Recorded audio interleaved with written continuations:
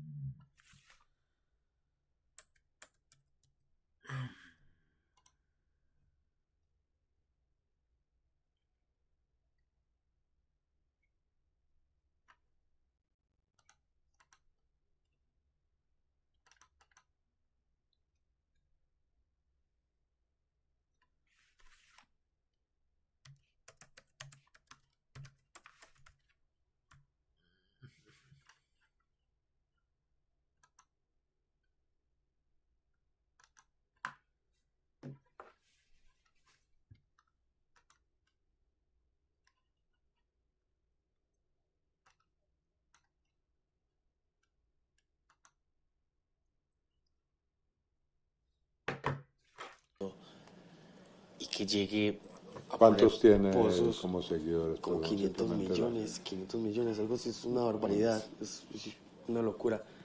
Y que llegue, ponga pozos en África, en La Guajira, todo eso, y que saquen agua donde ni los mismos gobiernos de esos países Claro. han logrado poner, porque Puta.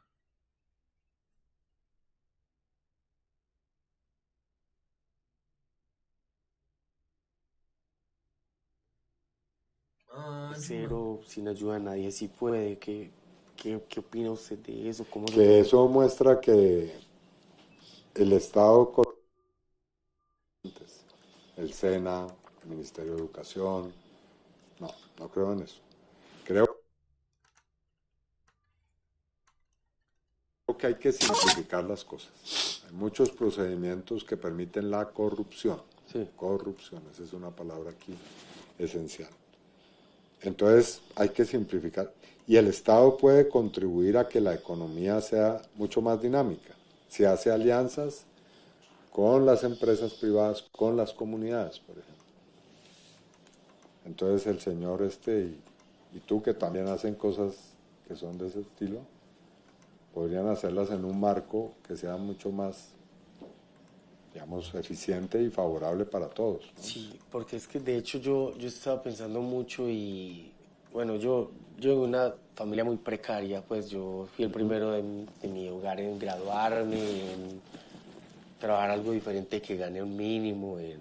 Yo ni sabía que uno tenía que pagar impuestos y yo, ay, Dios mío, tuve un problema horrible con la DIAN, no, yo la cagué horrible, hice un video, bueno, la cosa, uy, no, pues madre, la cosa es que, uno no sabe muchas cosas. Entonces, por ejemplo, luego le decían a uno que si uno hacía una donación, que a uno le dan un certificado de donación y que esto pues era deducible de los impuestos. Pero no es así como tal, el certificado de donación es como, un máximo de 100 millones y el 25%, entonces uno puede donar, por ejemplo, 1.000 millones y te deduces, qué sé yo, 20. Entonces no es como que sea una ayuda, no hay forma de cambiar eso, de mejorar eso. Yo creo que eso debe ser un proceso de concertación entre el gran empresariado y el Estado y las organizaciones sociales, sindicales. Es lo que yo y lo que nosotros hemos llamado un acuerdo nacional, es decir, la posibilidad de que temas grandes, gruesos, se discutan a ver si podemos llegar a acuerdos y hacer más eficiente eso que tú dices, ¿no? Porque este país es un país que muy bonito, muy biodiverso, muy... No, Dios mío, Colombia es un sueño, el clima, pues de pronto la gente que se queja mucho de Colombia es porque no ha tenido la fortuna de salir, pero uno entre más sale de Colombia más quiere volver porque esto es un paraíso. Totalmente Las mujeres hermosas, la amabilidad de la gente, la comida, el clima, la variedad, los paisajes, etcétera. Entonces, ¿yo qué iba a decir? Estabas hablando de por qué no funciona a veces esa relación de hacer obras desde el empresariado y la compensación de los impuestos y buscar que esas alianzas sean más productivas. ¿Sí? Sí. Estábamos en eso, sí. Pues, Y que tú estabas recordando que tú comenzaste a hacer ese tipo de... pues madre, pero olvidé la cosita porque le iba a decir. Era algo súper chévere. Qué rayo. Bueno, ya que voy a seguir con otra de las preguntas por acá. Seguro en un momentico me acuerdo. Okay. Eso me pasa un montón de veces. 08, 60. ¿Cuáles son las medidas de reactivación empresarial de su gobierno? ¿Cómo lograr un equilibrio entre atraer inversión extranjera, procurar el fortalecimiento empresarial y cuidar los derechos laborales? ¿Usted va a fortalecer el programa de impuestos por horas? Sí, hablábamos de eso ahora, pero yo creo que hay la necesidad de impulsar tres principios en la economía, que son, primero hay que hacer una economía más productiva, no solamente extractiva, no solamente rentística, no solamente especulativa financieramente, sino también industrializar el país, desarrollar la ciencia, la tecnología, el conocimiento, ¿no? La inteligencia artificial, en fin. Segundo, yo creo que es necesario diversificar la economía. Es decir, ya hemos comenzado un poco con este gobierno, pero eso hay que seguirlo avanzando. Y tercero, que sea social. Y, a ver, un cuarto elemento, el que tú dices, ambientalmente sostenible. Si esos cuatro elementos se conjugan, podemos tener más crecimiento, más desarrollo. Ya me acordé de lo que iba a decir. A ver. Entonces, que Colombia es un país que está muy completo, que tiene todo, pero que tristemente es un país que nos falta, pues, todas las oportunidades habidas y por haber. De hecho, yo en estos días lo hablaba con Paloma, porque, pues, en la primera vuelta yo estaba full con ella, yo me metí en tarimas con ella, o sea, yo literalmente le manifesté mi apoyo al 100%, porque don Pipe Córdoba se unió a ella y los animales a mí me mueven horrible. Entonces, yo le hice esta misma pregunta sobre como los apoyos a ver, voy a poner de hecho el mismo ejemplo que puse. Yo tengo un amigo que se llama Daniel Pineda. Este tipo es literalmente un genio, tiene un grado de autismo, o sea, al punto que se ve como extraño, que él es así como, que actúa raro, pero mentalmente es un genio, de lejos es un genio.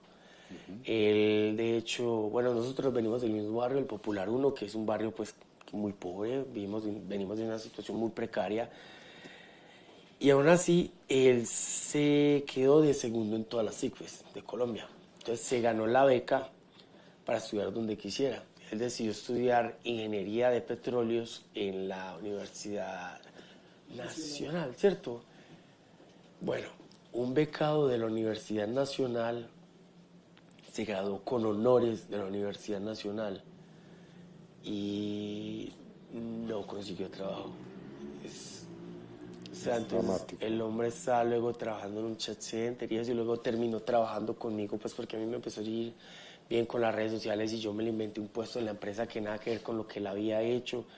Entonces, yo por ejemplo tengo una idea de independientemente de quién gane estas elecciones, ojalá la aplicaran y de hecho por eso se la voy a decir también.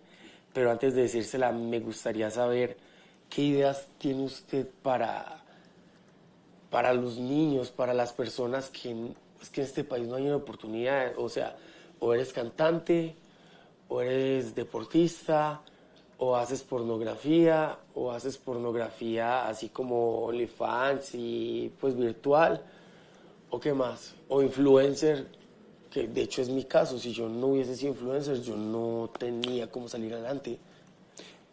Pero en estos años la gente ha comenzado a experimentar que es posible vivir y exigir vivir de una manera diferente. La gente ha comenzado a entender, sobre todo los jóvenes. A mí me impacta mucho ver a los jóvenes hoy movilizándose. Quieren otras cosas. Quieren buscar esas oportunidades que no ha habido. Quieren exigir cambios en la vida económica, social y política. De eso se trata. Bueno, ¿por qué nosotros tenemos que pensar que la universidad es solamente para la gente que vive en las zonas urbanas y en ciertas capitales del país? ¿Por qué no puede haber una universidad en los territorios? ¿Por qué no hay ciencia en los territorios, por ejemplo? ¿Por qué tenemos que seguir conformándonos en importar el conocimiento y en consumir el conocimiento? ¿Por qué no lo podemos producir también?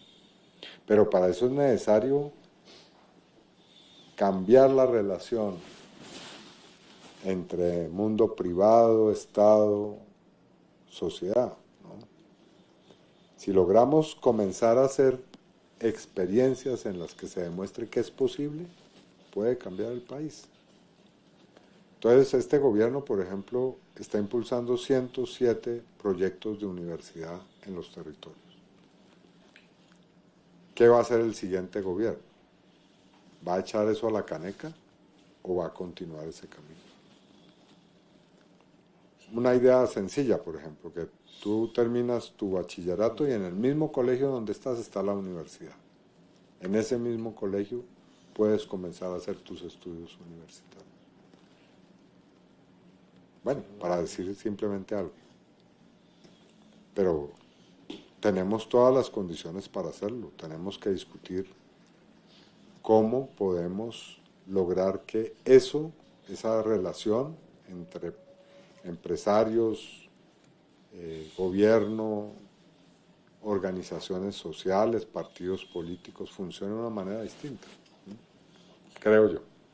Hay un miedo muy grande en el país que seguramente usted o su equipo han escuchado, y es por ejemplo la situación que hay en España con estos chicos que se llaman ocupas, que es como que si alguien, por ejemplo yo tengo mi casa y yo tengo una casa en Guatapé, que es a las afueras de Antioquia, en el oriente.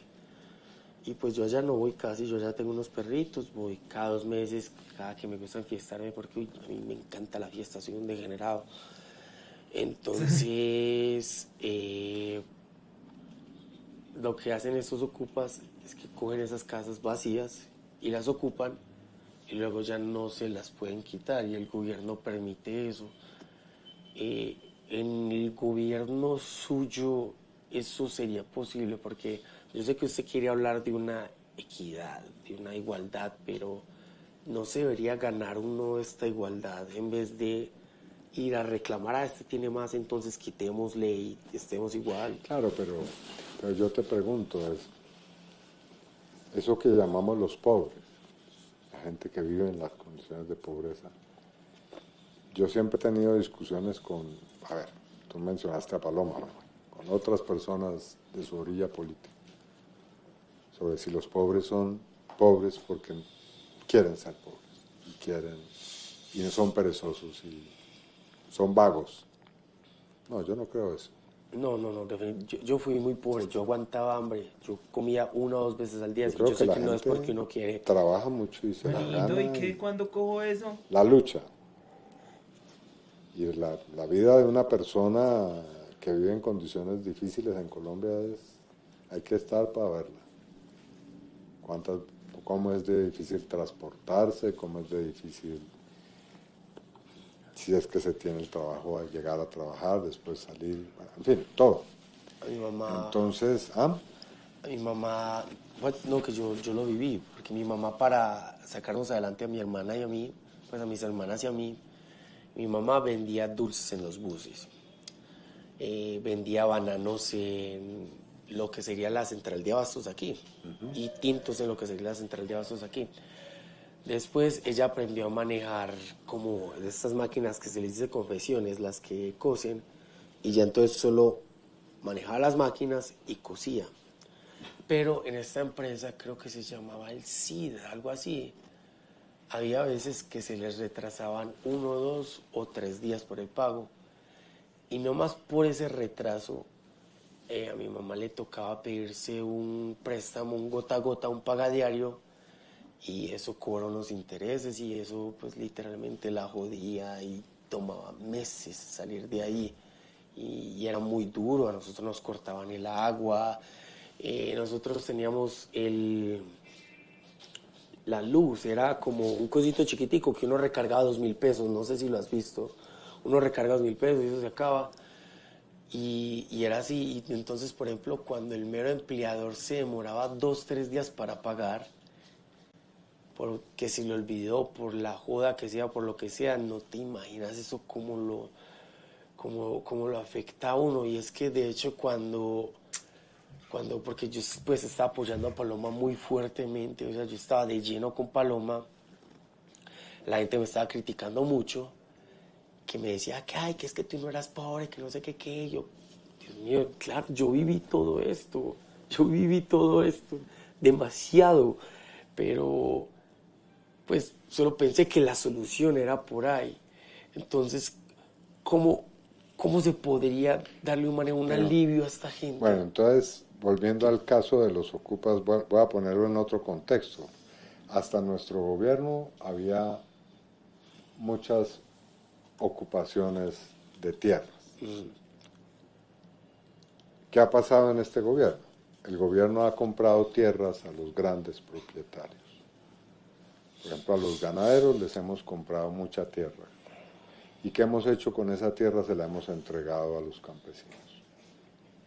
¿Por qué? Porque sencillamente hay que hacerles un regalo, por beneficencia no, porque muchos de esos campesinos les quitaron la tierra por la violencia. Entonces, si tú te das cuenta, en este gobierno no ha habido ocupaciones de tierras. Entonces, si se puede redistribuir la riqueza, no quitando o expropiando, sino haciendo que el Estado cumpla una función intermediaria, eso puede beneficiar a mucha gente, Sí. evitar que haya confrontación y violencia social y Así enriquecimiento para todos. Es que así sí, pero es que en la forma que lo hace España yo sí creo que es terrible, no tiene precedentes, o sea, es ridículo. Hablando de eso, Cada día hay cada experiencia nacional distinta, ¿no? sí, nosotros, mi camarógrafo y yo hace poco estuvimos como yo le decía, a mí me gusta mucho, mi mamá me enseñó que la bendición tiene que ser compartida, ¿cierto? Entonces a mí cada que me sale un trabajito bueno o alguna cosa buena, yo voy y busco algo para donar, equivalente para yo sentir que le estoy retribuyendo a Dios, a la vida, como que estoy pagando mi parte. Entonces en estos días me salió algo chévere y me voy yo con este hombre a donar a la selva de Urabá 1000 esterilizaciones para perritos. Empezamos por Suriquí. Resulta que a esta gente de Suriquí nos contaron su historia y a ellos les quitaron me interrumpe si estoy equivocado, les quitaron las tierras por más de 20 años, pero luego se las devolvieron y no les dieron, les quedaron que les iban a dar una indemnización y al final no se las dieron, ¿cierto que sí? O sea, simplemente quedaron así. ¿Qué pasa, por ejemplo, con esa gente que se queda esperando por algo que no va a pasar? Mira, yo pregunto, yo aprovecho, yo también soy desplazado de la violencia. Ah, lo desplazaron, sí.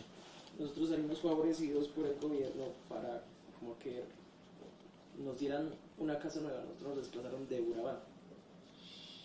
Aunque eso salió favorecido, nunca le entregaron nada a mi mamá, nunca hubo un desembolso. Mi mamá se murió.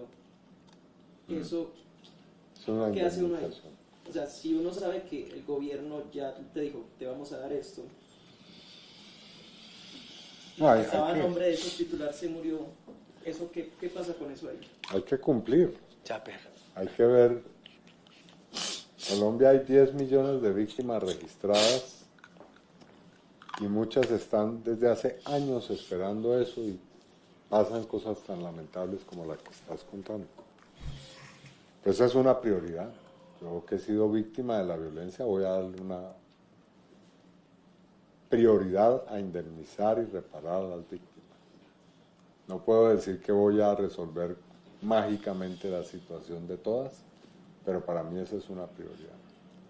Ya por el tema que mencionó Jeff, que es una familia a la que le quitaron una buena tierra, después se la devolvieron, aunque quedaron de indemnizarlos, no fue así. Ellos mismos han ido construyendo o reconstruyendo lo que tenían como familia, pero con sudor pues, de ellos, con las uñas, y crearon una reserva.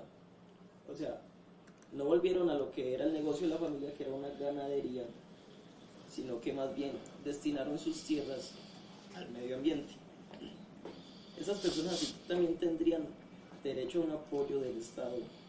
Debería ser así, pero para eso hay que seguir avanzando en lo que se conoce como la reforma agraria, que es la posibilidad de redistribuir un poco la tierra, hacerla productiva y buscar que el campo en Colombia deje de ser pues un objeto de disputa como ha sido durante tantas décadas. Porque una de las razones o causas de la violencia en Colombia ha sido esa, ¿no? Entonces, claro, existen muchas situaciones. Ahora intentamos en el Congreso aprobar lo que se llama la jurisdicción agraria. Es que haya jueces para resolver esa clase de problemas y de manera rápida, no de procesos que duren años. Pero los otros compañeros y compañeras del Congreso no quisieron. ¿Por qué? Porque muchos de ellos tienen también sus propias tierras que a veces no han sido conseguidas de la mejor forma, para decirlo de una manera delicada. Ah, qué tristeza, hombre. Pero bueno, ahí vamos avanzando en ese proyecto. ¿Verdad? Yo ahorita dejé una idea a medias, que menos mal me acordé para terminarla, y es sobre las oportunidades de los jóvenes que no tienen casi oportunidades.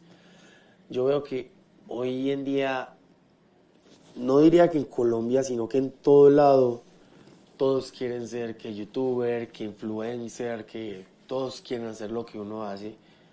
Erróneamente, porque claro, ellos ven a los 2, 3 que ya pegaron, pero no ven que detrás hay 1 o 2 millones que no la hicieron. ¿Cierto? Entonces, a mí se me ocurría, pues yo estuve pensando, no sé si sea muy ideológico, pero en caso tal de poderse, siento que sería genial ayudar al turismo de, digamos, los lugares donde la gente no va tanto. Colombia tiene países, ciudades maravillosas, pueblos encantadores que la gente ni siquiera conoce. Entonces, ¿qué tal coger influencers pequeños, microinfluencers, gente pequeña, ya darles un bono, un incentivo para que ellos les hagan videos, publicidad, promocionen estos lugares? Y entonces ya no sé si hacer una especie de asociación con los hoteles o con la gente de allá, y eso se les da un incentivo, así esta gente trabaja, tiene con qué moverse, seguir trabajando, y de paso ¿cómo se dice? Impulsar el turismo, claro. Es que, pues no sé si es muy ideológico de mi parte, porque claramente yo no sé cómo funciona un país, pero yo creo que sería algo muy chévere, y es algo que se le dan oportunidades a jóvenes. Claro, necesitamos economistas, gente muy capacitada en muchas áreas, pero es, a mi modo de ver, de sentido común que un país como Colombia tiene inmensas posibilidades de un desarrollo turístico, de carácter agropecuario, de convertir sus territorios en sitios que sean visitados, pero necesitamos para eso superar unos cuantos problemas que están ahí, ¿no? Y esa es la idea de una política de gobierno que continúe lo que ya se ha avanzado en estos años. Porque en estos años ha crecido el turismo, por ejemplo. Sí, bastante. Por aquí dice empleo y derechos laborales.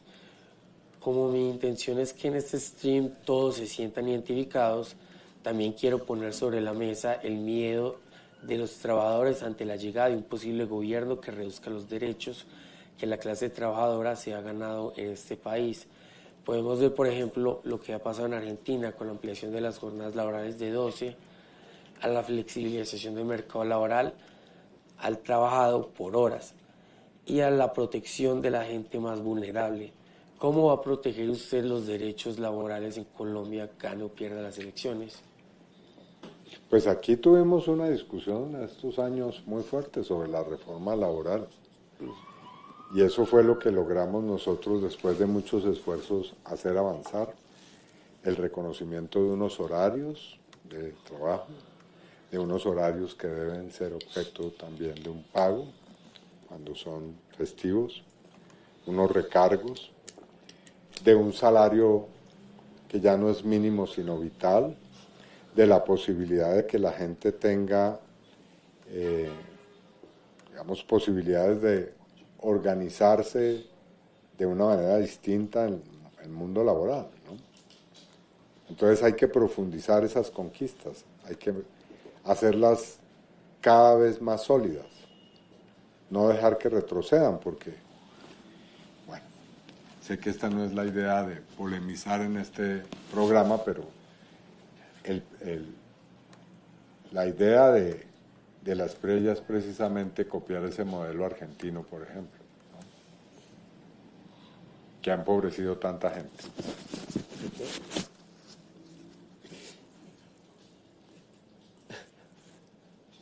No suena el micrófono.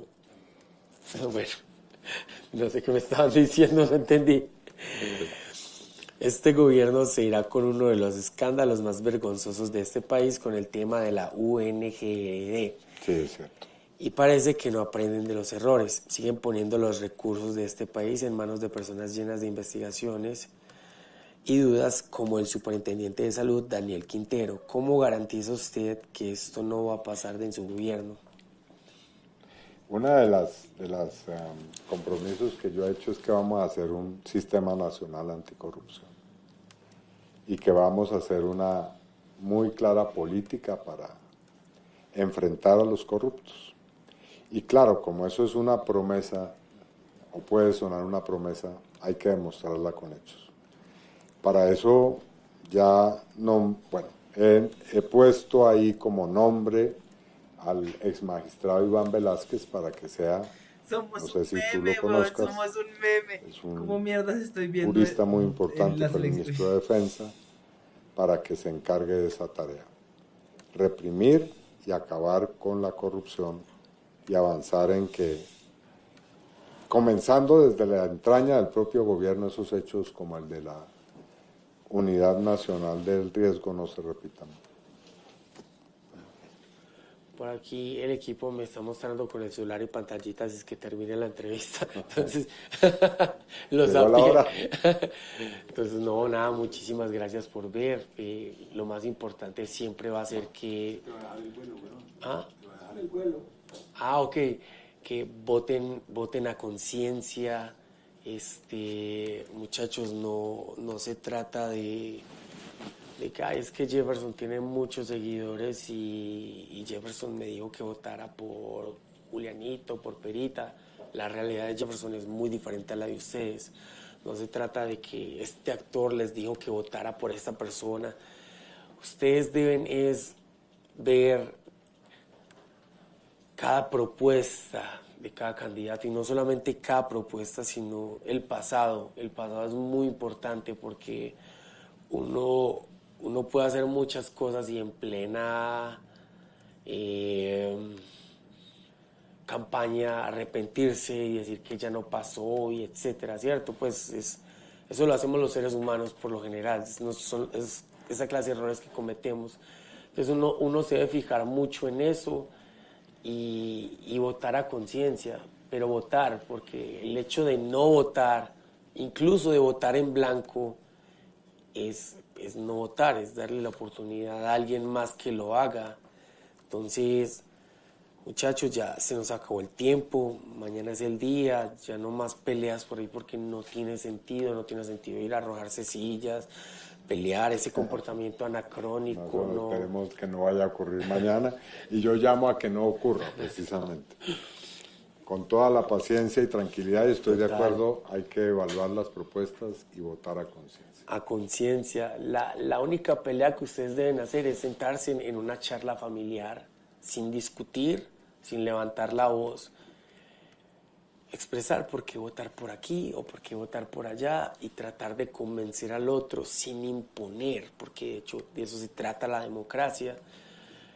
Y ya, así es y de la manera que uno gana una pelea. Y nada, todos mañanas a votar, señores.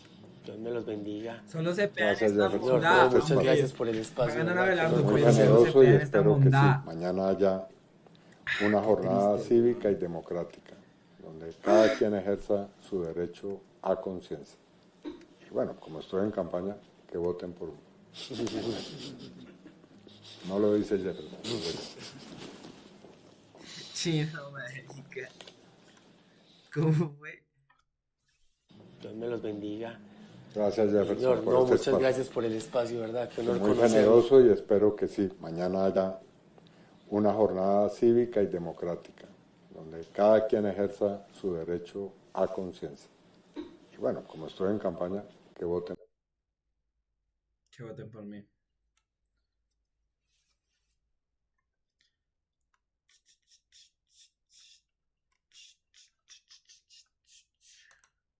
Bueno, bye, país de mierda, mundo de mierda, todo, chao, chao, chao, chao, chao, bye. Bendiciones. Bueno, manito, ya es piche tener. Ah, ¿estás seguro que deseas para la grabación? Sí, manito, pues piche ese botón, pero bueno, sí. No, así.